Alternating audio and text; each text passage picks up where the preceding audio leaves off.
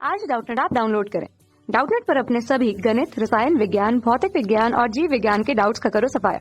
बस प्रश्न की फोटो खींचो, एक ही प्रश्न को क्रॉप करो और तुरंत वीडियो सोल्यूशन पाओ। अभी डाउनलोड करें। हेलो दोस्तों, हमारा प्रश्न है डॉपलर का प्रभाव क्या है, इसके लागू होने की क्या सीमा है। ठीक है दोस्तों, तो सबसे पहले हम लोग देखते हैं क्या है डॉपलर प्रभाव क्या है। ठीक है, तो डॉपलर प्रभाव क्या होता है दोस्तों कि इसको हम लोग क्या समझते हैं, एक उदाहरण से समझते हैं। मान लीजिए ये गाड़ी है, ठीक है, तो ये जब हॉर्न बजाती है तो इससे क्या होता है, ध्वनि उत्पन्न होता है। तो इसको मान लेते हैं ये कि ध्वनि स्रोत है, ठीक है, और यहाँ पे कोई प्रेक्षक है, ठीक है, खड़ा है। तो जैसे जैसे गाड़ी प्रेक्षक के पास आते जाएगी, यानी श्रोता के, ये श्रोता मान लेते हैं, तो जैसे जैसे ध्वनि जो है श्रोता के पास आते जाएगी, मतलब गाड़ी, वैसे वैसे क्या होगी कि इसे हॉर्न ज्यादा सुनाई देगी। ठीक है, तो यहाँ पे क्या होगी, ध्वनि ज्यादा सुनाई देगी। ठीक है, यहाँ पे रहेगी तो कुछ और ध्वनि सुनाई देगी, यहाँ पे कुछ और ध्वनि सुनाई देगी। तो ये क्या होती है, आभासी ध्वनि होती है। ठीक है, तो यहाँ पे ज्यादा ध्वनि सुनाई देगी जब इसके पास आते जाएगी। तो जब यहाँ पे गाड़ी प्रेक्षक को पार करेगी, तो यहाँ पे अगर ये स्थिति हो जाए, इधर गाड़ी जा रही है, तो जब गाड़ी दूर जा रही होगी तो प्रेक्षक को क्या होगी, इस स्थिति में ध्वनि कम सुनाई देगी। ठीक है,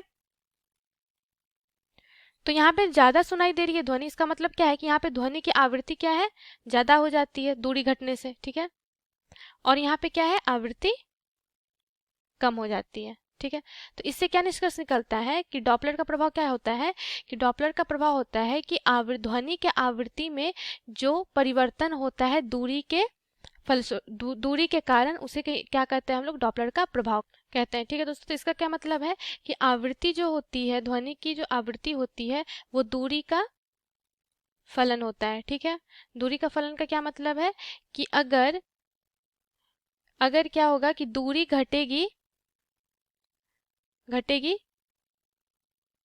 तो ध्वनि या फिर आवृत्ति क्या होगी, उसकी बढ़ेगी। ठीक है, और अगर दूरी बढ़ेगी स्रोत और श्रोता के बीच में, तो ध्वनि आवृत्ति घटेगी। ठीक है, तो इसी को हम लोग क्या कहते हैं, डॉपलर का प्रभाव कहते हैं।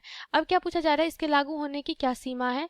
तो डॉपलर प्रभाव का हम सूत्र देखें तो क्या होता है, सूत्र, डॉपलर के प्रभाव का सूत्र क्या होता है, ये होता है एफ डैश बराबर F V minus V not बटा वी माइनस वी एस। ठीक है, यहाँ पर एफ क्या है, आभासी आवृत्ति है, जो कि क्या होती है, हमें दूरी के साथ साथ सुनाई देती है। मतलब यहाँ पे कुछ और सुनाई देती है, यहाँ पे कुछ और सुनाई देती है। तो इस तरह से जो आवृत्ति होती है वो एफ डैश होती है, जिसे आभासी आवृत्ति कहते हैं। एफ क्या होती है, मूल आवृत्ति होती है। वी ध्वनि वेग होती है, ध्वनि की वेग होती है हवा के सापेक्ष। ठीक है, और वी नॉट क्या होती है, ये श्रोता का वेग होता है। ठीक है, और ये स्रोत का वेग। तो यहाँ पे देखिए दोस्तों कि अगर यहाँ पे सीमा की बात करें, तो अगर जो ध्वनि का जो वेग है, अगर वी नॉट जो है, ठीक है, अगर वो v से बड़ा या बराबर हो जाए, तो इस केस में क्या हो जाएगा कि ये क्या हो जाएगा, यहाँ पे अगर ये मान लीजिए बराबर हो गया तो ये 0 बटा ये हो जाएगा। तो इस केस में हमारा जो आभासी आवृत्ति होगा ये हमें प्राप्त नहीं होगा। और अगर vs जो है वो अगर बड़ा हो गया